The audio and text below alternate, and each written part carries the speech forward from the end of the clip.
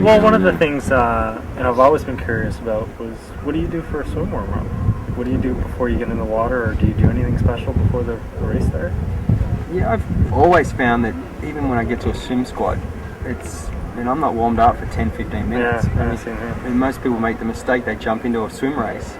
They might have got themselves wet, and personally I like to get in. I do around about 500 meters of freestyle, backstroke, breaststroke, a bit of kick, and I take myself 500 meters out, and then on the way back to the swim start I do a few sprints.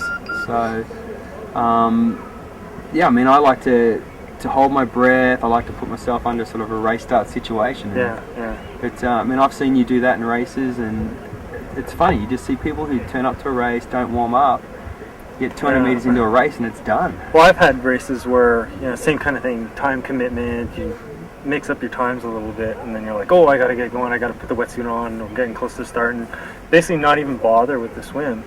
Gun goes off, and I'll hyperventilate. Just listen, and had, I've been world championships and had to do backstroke and breaststroke to try and get my, my breath back.